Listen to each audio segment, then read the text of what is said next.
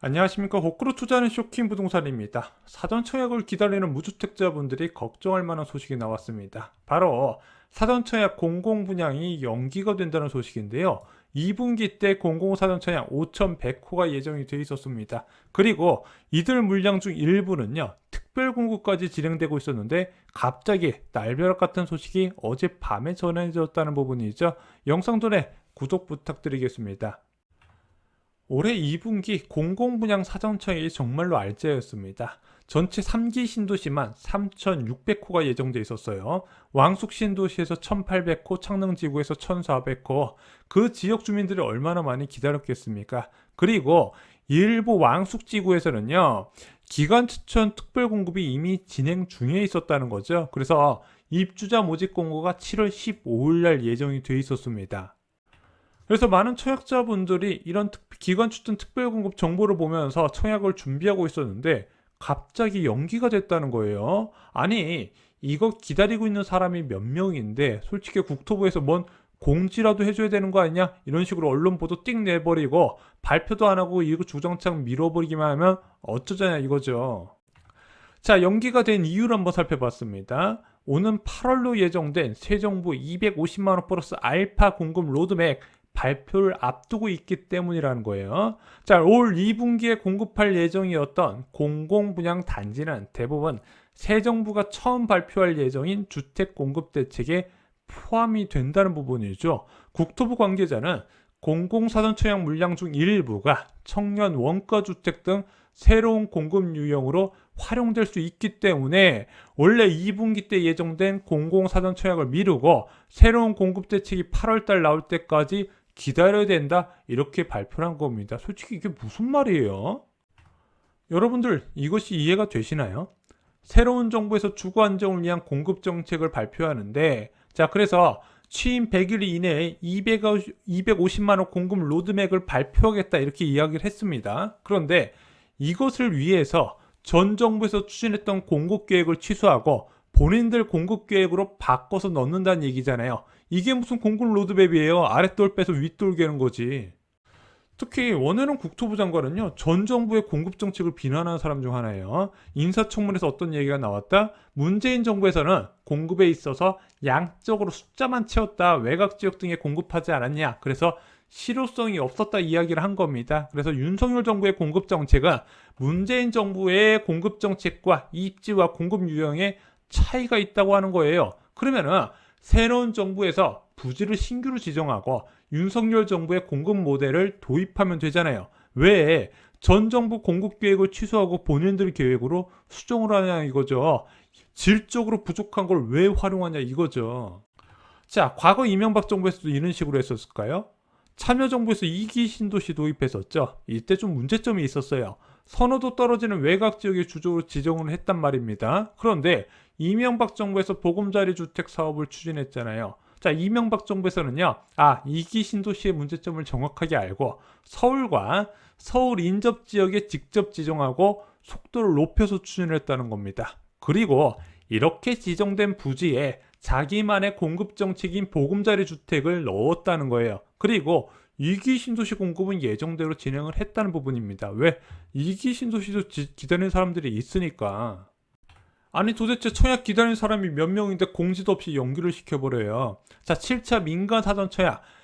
파주 운정지구에서 낮지도 않은 분양가에 무려 4만 3천 명이 몰렸습니다. 그러면은 3,000호가 넘게 3기 신도시에서 공공사전 청약을 진행하는데 이거보다 훨씬 많은 10만 명 이상 기다리고 있었겠죠. 이거를 말도 없이 지들 마음대로 연기를 시켜버려요. 더 화나는 것도 있다는 겁니다.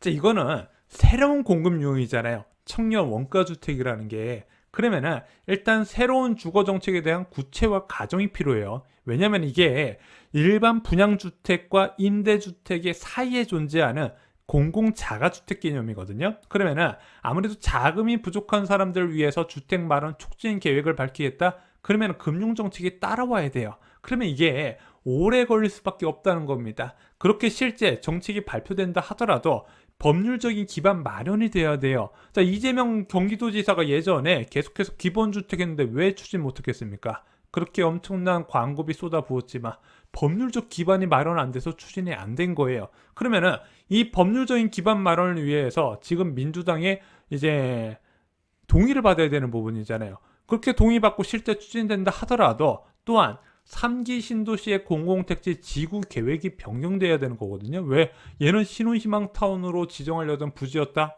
아니네. 바뀌었네. 그럼 바뀐 부지, 바뀐 용도로 전환을 시켜줘야 되잖아요. 그럼 도대체 언제 분양하냐 이거죠. 제가 개인적으로 화가 나는 게 새로운 정부에서 공급정책 다시 추진할 수 있어요. 그런데 기존에 계획했던 것을 중단시키고 추진하면 어떡하냐 이거죠. 법률적인 기반이 마련되는 3분기 이후에 추진을 해야지. 그런데 이게 황당한 게 윤석열 대통령의 공약사항이었어요. 3기 신도시에 자기네 청년 원가주택 공급 정책을 넣겠다고 이미 공약사항이 발표가 됐던 거거든요. 그래, 그럴 수 있어. 공약에도 발표했잖아요. 그러면은 일단 공급했던 거 충분히 하고 나서 법률적인 기반 완료되고 지구계획 변경되면 그 다음부터 추진을 해야죠. 자, 언론에서는 올해 공공사전청에 대한 재검토 이야기가 나와요. 올해 공급 예정인 공공분양 물량이 28,000호였거든요. 자, 이거 추진했어야 되는데 이 중 일부가 청년 원가주택으로 변경이 된다는 겁니다. 자, 청년 원가주택 이름을 들으면 뭔가 떠오르지 않으세요? 일단은 면적이 크진 않겠구나 예상할 수 있는 부분이죠. 그나마 저는 이것에 대해서 좀 걱정을 덜 하고 있습니다. 왜냐면은 얘는 문재인 정부에서 대표적인 실패한 주거정책인 신혼희망타운을 대체할 가능성이 있다는 부분이죠. 그래서 윤석열 정부에서는 이 청년 원가주택 30만 원을 공급한다고 그랬어요. 그래서 두 가지 주거정책이 있었죠. 청년 원가주택과 역세권 첫집주택이 있습니다. 역세권 첫집주택은요, 재개발이나 재건축 그리고 공공정비사업을 통해서 공급되는 아파트 중에서 용적률 상향을 통한 일부 기부 채널을 받아서 그것을 저렴하게 원가로 공급하는 정책이고요. 이 청년 원가주택은 3기 신도시 같은 공공택지에서 공급하기로 한 건데 그중 30만 호가 공급 계획이 잡혀 있습니다. 이 중 3기 신도시를 활용해서 이 정도 공급을 한다고 하는데 솔직히 3기 신도시 물량 전체 활용해도 이거에 턱도 없이 부족하거든요. 왜냐면은 공공분양을 이미 사전청약으로 많이 쏟아내버렸어요. 그리고 기본적으로 공공분양을 활용한다 하더라도 최소한의 일반적인 공공분양 물량은 유지를 시켜야 되잖아요.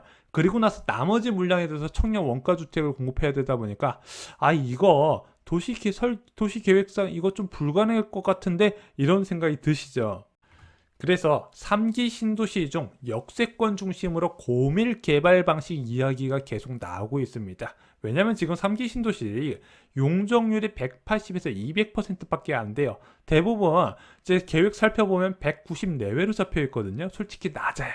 그래서 이거를 고밀 용적률 220% 이상 적용을 해가지고 그러면은 더 많은 세대수가 공급할 수 있겠네. 더 많은 세대수를 공급할 수 있으니까 청년 원가주택의 비용 부담이 낮아질 것이고 더 많은 숫자를 공급할 수 있을 것이다. 여기에 더불어서 지금 3기 신도시의 전체 40% 이상이 임대 물량으로 잡혀 있거든요.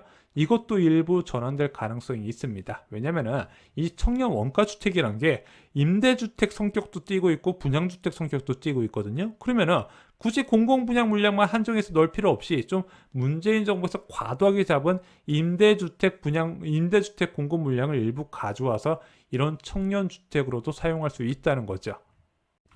자, 일단 공지 없이 연기된 것은 분명히 문제가 있어요. 하지만 향후 3기 신도시 전체 공급은 늘어날 가능성이 있다는 겁니다. 그리고 제가 개인적으로 기대하는 게 선호도 낮은 신혼희망타운은 청년 원가주택으로만 대체가 됐으면 좋겠습니다. 일반 정상적인 공공분양 물량은 안 건드렸으면 좋겠어요. 그 물량도 되게 적거든요.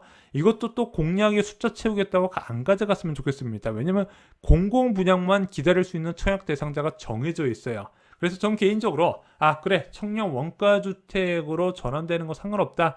이 청년 원가주택이 일단 시세 차익 부분을 인정을 해요. 그래서 시세 차익의 70%까지는 인정해주고 판매는 공공에만 가능하거든요. 그러면 공공에서 30% 저렴하게 매입을 해서 주변에 이제 다음 이제 소유주한테 저렴하게 공급한다는 게 계획이에요. 계획 자체는 나쁘진 않은데 저는 제발 좀 넓은 면적으로 나오기를 원합니다. 신호희망타운이 과연 수익 공유형 모델 때문에 망했을까요? 신호희망타운이 과연 무엇 때문에 망했을까요? 작은 면적 때문에 망했다는 거예요. 20대든 30대든 40대든 무주택자 상담해보면요. 단 한 명도 작은 집 원하는 사람들이 한 명도 없었어요.